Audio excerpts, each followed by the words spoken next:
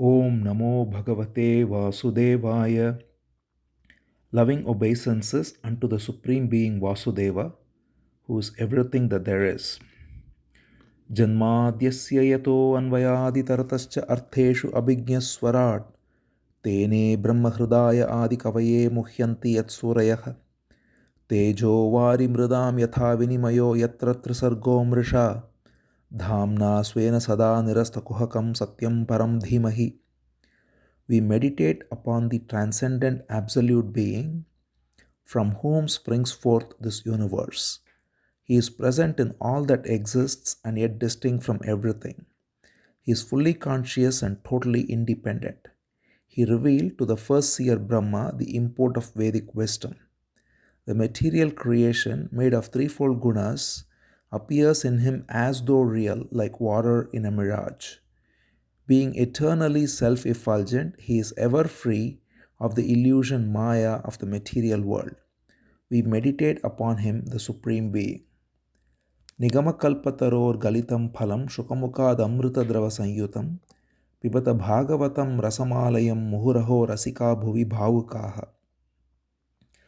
O devotees who relish a taste for divine love, Bhagavatam is the fully ripened fruit of the wish-yielding tree of Vedas, flowing as immortal nectar from Shuka Brahmarshi. Go on drinking this sweet nectar again and again. So now we are entering the 8th chapter of Srimad Bhagavatam in the second Skandha. In the past few chapters, we have seen this beautiful discourse of Brahma to Narada upon a question by Parikshit. When Parikshit asked Shuka Brahmarshi about the mystery of creation, Shuka Brahmarshi related this discourse because that was the very same question that Narada asked Brahma, and therefore the entire dialogue was reported by Shuka Brahmarshi, where Brahma gave the mystery of creation as well as self-knowledge, glorifying the cosmic form of the Supreme Being, and then finally relating the sweet avatars and the various pastimes of each avatar, culminating with that of Krishna, and going into a beautiful overview of the various sweet pastimes of Krishna from childhood all through the various stages of his earthly stay. And having given a glimpse of all the avatars, and especially Krishna avatar, along with the philosophical ground of the mystery of the threefold phenomena that all philosophies are interested in, which is the individual, the world, and God, Jiva, Jagat, Ishvara, all three explained very thoroughly as essentially one and the same, coming from the same source, which is the Supreme Being, and then the beautiful mystery of the sweet pastimes of how he enters his own creation and all the various descents and the activities. And finishing this, Brahma concluded by saying that this is Bhagavatam in essence, this whole topic that Brahma gave to Narada in considerable detail. This is, of course, only in essence because the complete Bhagavatam is an expansion on each of the stories that Brahma alluded to, because every story is pregnant with both sweetness as well as deep symbolism that brings out the eternal truth, that purifies all the dust in the mind, that removes all desires for worldly attachments, and makes the wisdom a living wisdom effortlessly. So that is the whole purpose of Bhagavatam in its complete nature. But Brahma has given a summary of it by giving a hint of what is to come. And so he concluded by telling Narada that I have told you the Bhagavatam that Bhagavan gave me, and now you can go and describe it to others. He said, Idam Bhagavatam Nama Yanme Bhagavatoditam Sangrahoyam Vibhutinam Tvam Etad Vipuli Kuru. This Bhagavatam that has been inspired in me by Bhagavan directly, I have told you, in essence, you can go and tell others. So at this point, Shuka Brahmarshi stops, and Parikshit now addresses Shuka with a few questions. That's how this chapter begins, and this chapter is all about the various beautiful questions that Parikshit asks that will make Shuka tell more. So at every point, and we see this also in the conversation happening in Naimisharanya between Suta Maharishi and Shaunakadi Rishis, and same here on the banks of Ganga between Shuka Brahmarshi and Parikshit. The speaker is interested in listening to the listener. The listener is as important as the speaker, and only when the listener listens attentively and asks the right questions is the speaker motivated to speak more. If the listener is not giving the fullest attention and not showing curiosity and earnestness in the subject matter, then the speaker does not proceed further. So, at every point when Shuka Brahmarshi stops his discourse, Parikshit asks such beautiful questions because he is completely earnest, knowing full well that he is going to live only for 7 days, and also already being a devotee of Krishna, and now fully detached and having received this wisdom. Now he has to spend these 7 days, and the only thing he can do, which he is interested in, is simply listen to more and more the nectar of Shuka Brahmarshi. Shukamukad Amrita Dravya Samyutam, as we say, the nectar flowing from the mouth of Shuka. So that's what he wants to listen. And the other important thing is, towards the end, Brahma alluded to the fact that this was directly revealed to him by Bhagavan. So this has been mentioned before too. And the one thing we have not seen Shuka yet tell is the actual direct teaching that the Supreme Being gave to Brahma. We have heard it in Brahma's words, a beautiful, comprehensive explanation of the philosophy as well as the avatars, but still there is the exact words that were given to him by the Supreme Being that has not been given yet. And Parikshit is very curious to know this, and this is the reason why he is asking all these questions to draw that out of Shuka Brahmarshi. So he asks a lot of questions, each of them very sincere and beautiful. He says, you mentioned that Brahma has told Narada to go and talk to others.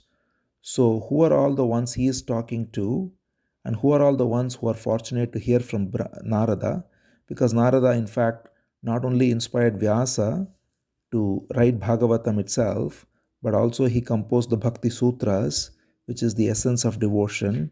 And Narada goes around the world spreading the glories of devotion. So, to hear of the activities of Narada is itself a very purifying thing to listen to, and that's why Parikshit is asking where all did Narada go about. And he is also adding that Harikatha, the stories of Krishna or Narayana, all these descents and all the avatars, they are purifying for everyone, and therefore I want to hear more of them. Because the important thing is, this is not about any sectarian belief system. This is the universal philosophy of both the truth and the process of realizing the truth, which are both described in Bhagavatam. And therefore, he says it is beneficial for all. He says, Sumangalaha. He says, Harikatha lokasumangalaha. He says Harikatha is auspicious for the whole world. Therefore, please tell, he says, O great being, please tell me more so that my mind may simply fix on Krishna as I leave the body in a few days without any attachment. Because that is the only thing, as we already mentioned many times, Bhagavatam says that this is both the means and the end. And that is why the one who is caught in the net of Maya, in the false idea of I and mine, is benefited by listening to Bhagavatam. And the one who is free of it, like Shuka Brahmarshi, also derives great joy by speaking and listening to Bhagavatam, because there is nothing else that gives great joy and peace than simply speaking about the glories of the Supreme Being.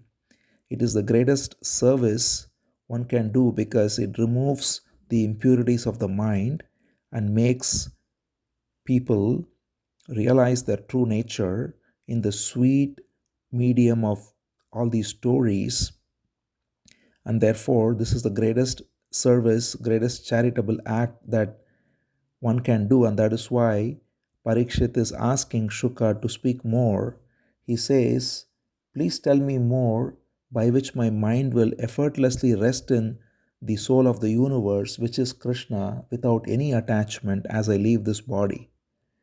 The verse is so beautiful. He says, Katayasva Mahabhaga Yata Aham Akhilatmani Krishne Niveshya Nissangam Manastyakshe Kalevaram. He says, Kathayasya Mahabhaga. Tell me more of his stories, O great being. Yata Aham, by which I, Akhilatmani Krishne, in the soul of the universe that is Krishna, Niveshya Nissangam, I can abide without any attachment, Manastyakshe Kalevaram, when I leave this body. So then he also adds that by simply listening to this daily, the glories of the Supreme Being as well as his activities. So he says the one who has no qualities, agunaha, but also one who sports in all activities. So that is the mystery. On the one hand, he is free of all gunas. On the other hand, he enters this maya of three gunas and sports in these in the world of these three gunas through all these avatars. So Parikshit says, one who listens to this with great earnestness daily, in his heart, Bhagavan enters very easily in no time. And of course, when he says he enters, he doesn't mean he literally enters, because as we have already seen many times, he is always in the heart. There is nowhere to enter. There is nothing other than him. What he means is that he reveals himself by removing the dust of the mind. He is ever present in the heart, as Krishna says in the Gita, Sarvasya Chaham Hridi Sannivishtu, I am in the hearts of all beings, but it is covered by the dust of the mind. So listening to this Bhagavatam removes the dust, and thereby, as it were, he enters the heart. So he says, Shrunvataha Shraddhaya Nityam Agunatascha Swacheshtitam Kalena na Atidirghena Bhagavan Vishate Hridi. Again, a beautiful verse. Shrunvataha Shraddhaya, one who listens with Shraddha or earnestness. Nityam, this is the operative word, daily, forever, because that's what in the beginning also Bhagavatam said, Nashtaprayeshu Abhadreshu Nityam Bhagavata Sevaya. By simply listening to Bhagavatam daily, all negative qualities, all dust is removed. So the important thing here is Parikshit had only 7 days and he listened to 7 days. But Bhagavatam is not something to be restricted to only 7 days or any number of days. It is, as Parikshit did, to be listened to every single day. At least one verse of Bhagavatam or any aspect of Bhagavatam is worth listening to every single day till one gives up the body, as Parikshit did. That's why Parikshit says, one who listens every single day, in him Bhagavan abides or shines in no time, na ati dirghena, without any delay. Instantly he shines through. Therefore, and how does he do that? He says, by reaching the heart through the ears, the stories of Hari, all the stories of Bhagavatam, they reach the heart through the ears and they remove all the dust that is there covering the heart, as it were, and thereby reveals Krishna who is ever present there.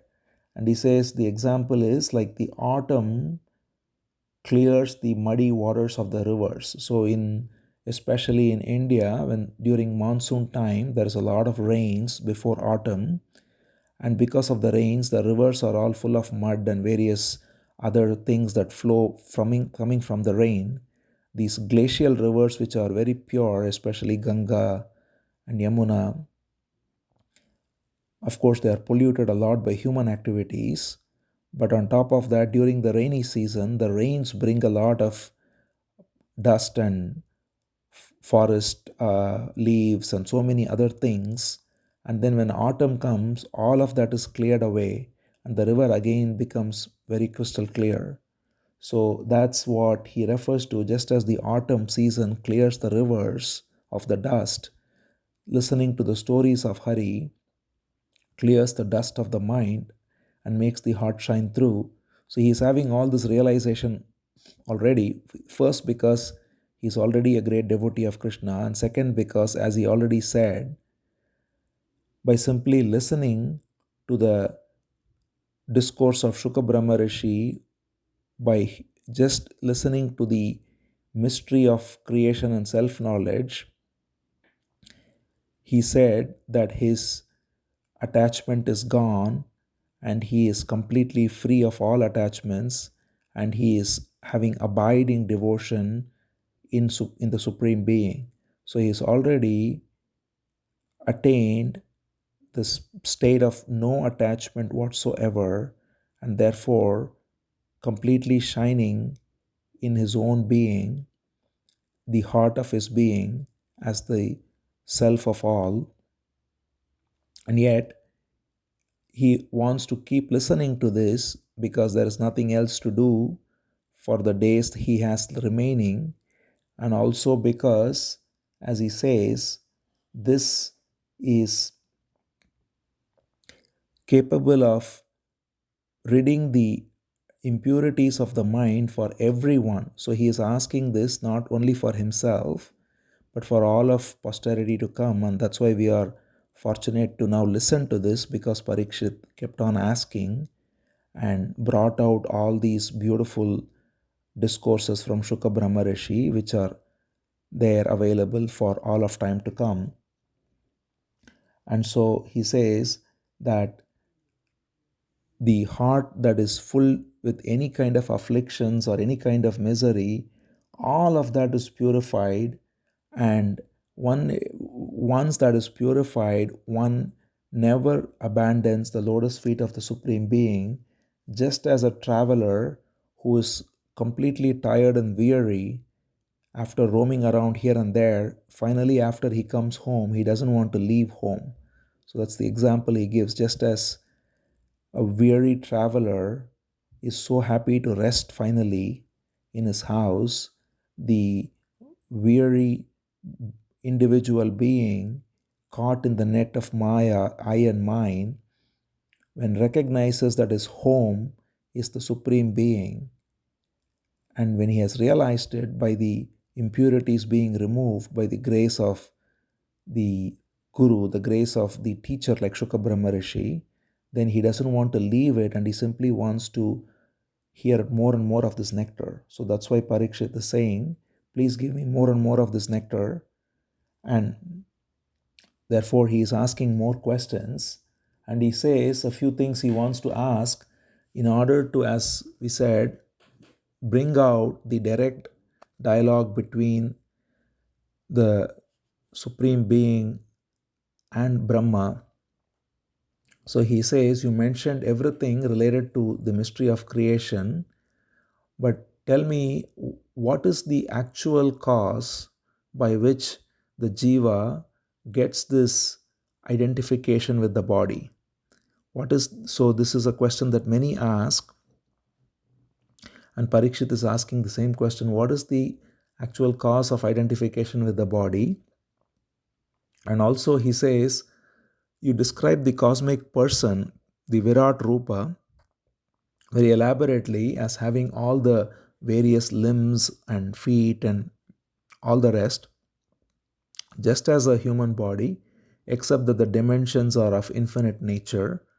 So he says, what is the mystery of him looking like a human? So he wants to know this Parama Purusha, of which Purusha Suktam also glorifies, the supreme person, the cosmic person who comes forth from the supreme being as the Virat Rupa. What is the mystery of this form as a human form of infinite proportions? And then he asks, we know that Brahma created this universe by his grace, and also he was able to behold his form directly. So, what did Brahma hear from him? So, basically, this is the essential question that Parikshit has in his heart, to listen to the actual words of Bhagavan. So, he says, what was it that Brahma was able to behold, and what did he hear? And this is exactly the topic of the next chapter. By asking these questions, Parikshit will draw out Shuka Brahmarshi to relay that most glorious dialogue, which is called as Chatushloki Bhagavatam, just 4 verses in which the entire Bhagavatam is given by Bhagavan directly to Brahma. So that is what Parikshit wants to hear.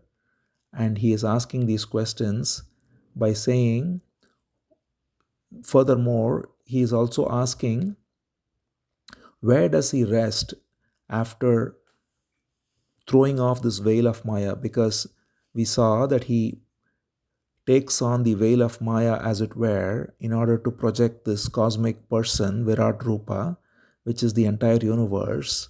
And then upon dissolution, it all goes back into him. And therefore, this cycle after cycle goes on infinitely, and it is always given as, that's why as not a linear time but a cyclical time is going around in circles, and without any, just as a circle has no beginning and end, it's going on because the supreme being always seems to bring forth, sustain and dissolve, and then repeat the cycle. So Parikshit is asking, what happens between two cycles? And then what is the length of time? He also wants to know, what is the nature of time? When we speak of these cycles, it is called as Kalpa and Mahakalpa, because these questions are important in the sense that when we know the magnitude of time, and these times are not in hundreds or thousands or even hundreds of thousands of years, these are literally in millions of years that is given. So when we recognize the humongous, gargantuan nature of time, we also recognize the uh, pettiness of one's own concerns, which are related with a short lifespan. So when we recognize that time is infinite, first of all, because it's going cycle after cycle, and within each cycle, it's literally billions of years, and science has now validated this by saying that this Big Bang happened 14 billion years ago. And also, science has now come to the recognition that this Big Bang is only one of a cycle of Big Bangs. So, all of this is revealed in Bhagavatam beautifully by saying that each cycle is billions of years, and every cycle begins with the seed from the previous cycle, which is exactly beautifully now revealed by the latest advances in physics. In any case, the scale of time in billions of years for each cycle is so important, because even from a scientific perspective, when one looks at the even a picture of a portion of the galaxy is captured by some spatial telescope, and see how minuscule Earth is in that spatial picture, it brings to perspective where we are and what is the scale of the universe. And the same with time. One's lifespan is a maximum of 100 years, and the universe is going on for billions of years, and therefore people have always been here, at least for thousands of years now, asking these same questions, and people will be here, and therefore any activity of the ego, any questions that are simply to satisfy the ego, any desires, are all only rooted in the same drama that's been going on for thousands of years.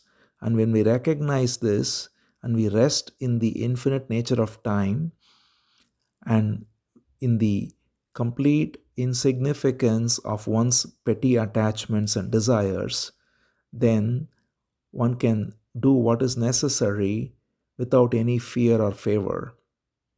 So that's why Parikshit is asking these questions about time. He says, what is the length of time of each kalpa, each cycle, and what are the subtle movements of time? What is past, present, and future? So, again, these are all very beautiful questions, because even past, present, and future, when we look at it, it may seem obvious, but it's not so, because what we call future is only a projection in the mind. The future never comes. What comes is always the present. And same with past. What we call past is only a replay of memory. So he is asking, therefore, what is the essence of past, present, and future? And what is the nature of the jivas, the individual beings who are seeking various fruits of actions? Because many are acting in this world seeking various fruits. And so, what kinds of fruits they get with what kinds of actions, which is a question about the purusharthas, which are dharma, artha, and kama, or righteousness, wealth, and sense gratification. And there is also the right way to go about this and the wrong way to go about this. And everything is detailed in Bhagavatam. So that's why Parikshit is asking, what is the right living and what is the inappropriate living for these ends as well? Because one can make money, for instance, to keep the body and soul together in a healthy way without engaging in any dishonest practices, without hurting anyone. But if one engages in any such activities in order to simply accumulate wealth, then it causes all kinds of effects, and it results in things boomeranging. So there is the right way to acquire wealth and the wrong way, of course. And it may seem obvious, but it's missed by so many. In the heat of the moment, one prioritizes wealth over the right way of doing things. And when we recognize that all we need is to keep the body and soul together, as it were, keep the needs, the basic needs satisfied, and the basic needs can be minimized to the extent we can minimize, then we engage our time and energy in higher pursuits, the highest being listening to Bhagavatam and contemplating on it and sharing it with others and seeing others as Bhagavatam helps us see as all divine expressions and being a light of love. So, this is greater than engaging in selfish pursuits for money or for sense gratification. So, that's why Parikshit is asking, what's the right way to go about it? What's the wrong way to go about it? And then he also asks about yugas. There are 4 yugas normally described, starting with Satya Yuga, then Treta, then Dwapara, and then Kali. And we are in Kali Yuga right now. And that's why we have seen many times that Kali Yuga is the Yuga where unrighteousness is at a very high level, because it's a descending cycle and then it ascends back again in this constant cycle of time. So he's asking what are the various yugas and what are the various stories of Bhagavan's descent in each of the yugas. So that's what was alluded to by Brahma, but he didn't refer to which yugas, which avatars came. For instance, Sri Ram appeared in Treta Yuga, Krishna in Dwapara Yuga, and so on. So he's asking which yugas, which avatars happened, and what are the various royal sages who came. And in general, he also wants to know what are the duties of people in general in all these times, both in terms of their generic duties as humans and specific duties. So, which is a question on dharma. What is the right way to live in general and also in specific relation to one's gender or one's position in life, one's own mental propensities, which are covered by varna and ashrama and so on. So he also asks so many other questions. Basically, he's just giving a list of questions to Shuka Brahmarshi so that Shuka Brahmarshi can then take all of this and then expound upon the whole Bhagavatam, in which all of these are addressed in different ways through various dialogues and through various stories. And in order for those to come about, Parikshit is asking all these questions. So he is also asking about the process of yoga, which is different from the process of surrender. And so the process of yoga, which is eightfold, which involves controlling the breath and controlling the posture and all the rest, he asks about that and how that is different from the process of devotion, the process of surrender. And he also asks about the Sankhya system, which is another system which lists various principles. It's a beautiful system that describes the various principles of nature, and also by through that discrimination of the principles of nature, it separates the uh, conscious entity from these principles. So it's a system of philosophy. There is still a separation in Sankhya system between the conscious principle and the nature and its elements, whereas the highest philosophy, which is Vedanta, which is the philosophy of Bhagavatam, is that essentially all those principles that are observed in Sankhya are not separate from the conscious principle but are simply a projection of the conscious principle. That's what we saw when we saw that the Maya is simply like a transformation of the Supreme Being, and so all these principles are only a transformation and not separate from the Purusha or the Supreme Being. So Sankhya has got that duality in it, and yet it is a very deep philosophy. Just like yoga, there are all these systems of philosophy which are leading up to Vedanta, and they have their own place. Yoga has its own place in terms of emphasizing on the right physical posture, the right breathing, and so on, which can be helpful for anyone. And same with Sankhya and the systematic enumeration of the various principles of nature. So all of these are useful in that they have their own place, and they can be, while they are not the final word, Bhagavatam is the final word.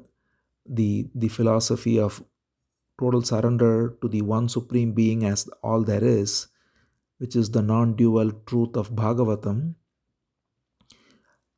All these other systems have their place, and therefore, in order to make this complete, and as we have always said, Bhagavatam is a complete teaching. It also listed all the various deities who are in charge of various powers. All of these are all part of the Vedas, and therefore the entire Vedic knowledge is summarized in Bhagavatam with emphasis on the highest philosophy. And to make sure all these are covered, Parikshit is asking about yoga and Sankhya, and also about the various powers that yogis have, the siddhis and how do they manifest these powers. And he asks about the nature of Vedas themselves, the various limbs of Vedas, the Dharma Shastra, the Itihasa. So all of these are part of the Vedic canon.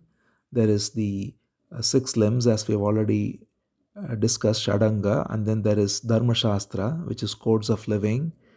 There is Itihasa, which is Ramayana and Mahabharata.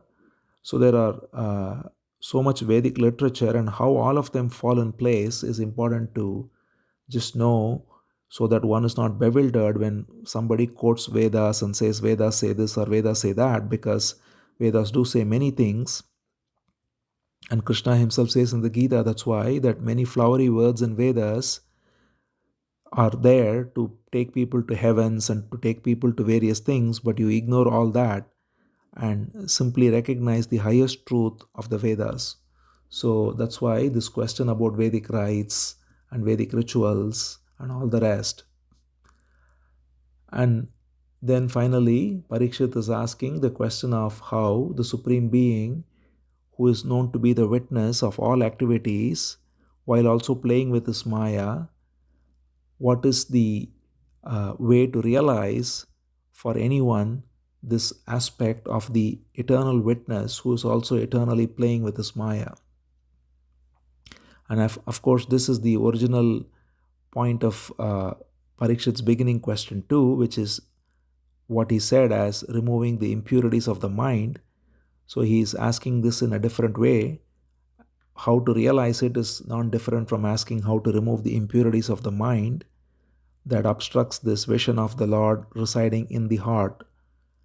And he also knows the process of removing it, which is to listen to Harikatha, listen to the glories of the Supreme Being and his devotees. And therefore he is asking again in many ways for Shuka to narrate all the various stories that will remove the impurities of all listeners. And therefore, finally, he concludes by saying, O great sage, please answer all these questions, because I am so glad to be simply listening to your words. And he says, even though I'm fasting, I'm so full because I'm drinking the nectar coming from your mouth. So that's why it is said that when the ears are getting food, the stomach is not hungry. So when good food comes to the ears, then one is not aware of his own hunger. And that's what Parikshit is saying, that he is getting this great nectar through his ears, and therefore, even though he is fasting and he is supposed to be on a curse and he's going to die in 7 days, none of that is bothering him because he's drinking this nectar from Shuka. So he says, "O great sage, Shuka, please answer these questions." And Shuka is pleased with these questions. He is very happy to hear Parikshit asking with great shraddha, great earnestness.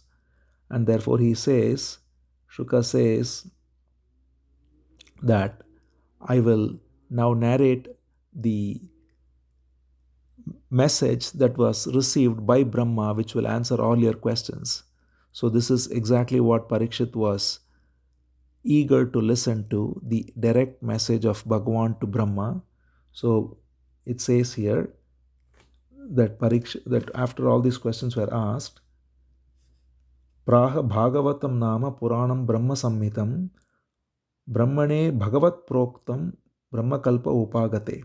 It says at the beginning of time, the exact message that was spoken by Bhagavan to Brahma, which is the essence of Bhagavatam, which is the same as all the Vedas, is what Shuka is going to narrate now, because that is the direct word of the Lord to Brahma, and that is the most well known Chatushloki Bhagavatam, which comes in the next chapter, 4 verses that cover all of Bhagavatam. So we will now enter that next chapter in the next episode. Shuka, being pleased with all these questions, now ready to reveal the highest teaching, now directly coming from the words of Bhagavan. So with this chapter ends. Om Namo Bhagavate Vasudevaya.